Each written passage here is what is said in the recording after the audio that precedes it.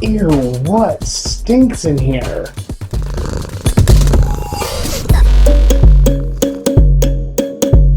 The Litterbox is the part of the show where I go through my favorite kind of news. Stupid. Let's get started with Powers Law Firm in Crossville, Tennessee. A lot of places have started this really great Valentine's Day marketing, but I don't think anyone has done it quite like Powers has. The firm says that they are going to give away a free divorce to celebrate Valentine's Day. Here's what they had to say about it. Valentine's Day, to some, is a reminder that they are trapped in a marriage that they cannot afford to get out of. There is no cost for entry. Contestants will not be charged for Miss Powers services or court filing fees. That's the thing. Divorces are expensive. That's why I am firmly against marriage. Look, if I wanted to pay to have someone break my heart, I would just get back with my ex. That was a very expensive, very sad relationship. Submissions are being accepted through the 15th, which means you still have one more Valentine's Day with your spouse for them to really pull it out before you decide whether or not you're gonna enter this contest. And all you have to do is just submit a story as to why you're getting divorced. And I'm guessing that if you wanna get a divorce, there are probably many stories that you could write for that essay. So good luck. I mean, honestly, I don't think of divorce as all that terrible of a thing typically. It means that somebody who is in a really unhappy relationship got out of it. So congratulations to you. Divorced people must be nice. I don't know who's still committing robberies. I mean, quite frankly, who is still doing this? Banks have more cameras than lollipops now, and I know nobody is using their cash at 7-Eleven. So if you're not robbing convenience stores or banks, what are you robbing? Well, a man in San Pablo, California, went ahead and answered that question for me. Police arrested David Carjabal for robbing a pet store. A pet store. Police responded to a burglary at the El Granero feed store where a bunch of cash and animals had gone missing overnight. Obviously, the cops immediately look at the footage. They see the guy who did it. They find David just walking down the street out of Walgreens after he stole 40 baby chicks and an exotic bird. David was found with the birds in his possessions. Police immediately arrested him, charged him with animal cruelty and theft of property. The animal cruelty thing, by the way, is because he was keeping those chickens in a box without enough ventilation. And the cops were like, well, we don't like that. We're just gonna throw that onto you, which, respect. David made bail the next day. But then, a few days later, Sunday rolls around and his parole officer is stopping by for their regular visit. He takes a look in the bedroom and what does he find but 3 tortoises that had gone missing from that store. He literally went to jail for it. And then he just forgot to mention that he also still had their 3 turtles.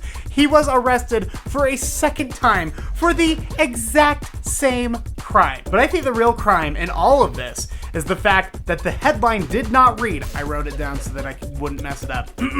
Cat burglar runs out of lives, in for a rough jail sentence. Huh? A rough. All right. Matthew McConaughey. All right. I have very mixed feelings about Matthew McConaughey. He's really grown on me a lot lately. I do just love just a chill hillbilly. I don't know what a chillbilly. I'm a big fan of the chillbilly, and I think Matthew McConaughey is like the #1 chillbilly. Matthew McConaughey talks about the night that he got kicked out of WWE as a spectator, not even as like an unruly competitor. He straight up got kicked out because he was being a jerk in the stands. Here's what he had to say. He was on the Better Together podcast and he said, quote, "I got kicked out of Hirsch Coliseum in Shreveport. I brought a paper bag full of old mushed tomatoes and Skandor Akbar comes out and I just start pelting him. I got kicked out." So here's the crazy thing. He snuck back into the Coliseum through a bathroom window. He was standing right in the way of a wrestler named, I don't know wrestlers, so I have to look up. The wrestler's name is King Kong Bundy. He sees King Kong Bundy walking down the hallway and he hawked a loogie and spit on this gigantic wrestler. Awful bold move for a guy who probably weighs like 110 pounds soaking wet. He looked at me in the eyes and scared the heck out of me after I did it. And I took off running and they caught me and they kicked me out. He literally got kicked out of the Coliseum twice for being a bastard, a real son of a gun. Though honestly, if Matthew McConaughey spit on me, I don't know that I'd be able to kick his ass because I'd be frantically rushing to a doctor's office to get a rabies test. And finally, as if Gwyneth Paltrow couldn't sink any lower in my eyes, here we are. That vagina candle, let's talk about it. I think it was last year actually, Gwyneth Paltrow released a candle under her Goop label. That's her like lifestyle brand. And it was a candle that says, "This smells like my vagina." And she's trying to tell people that her vagina smells like cardamom or whatever, I don't know. But she's been selling these candles for $75. And apparently, people are buying them because a woman in the UK says that her Gwyneth Paltrow vagina candle exploded, causing flames to burst out in her house. Jodie Thompson says the candle exploded and emitted huge flames with bits flying everywhere. I've never seen anything like it.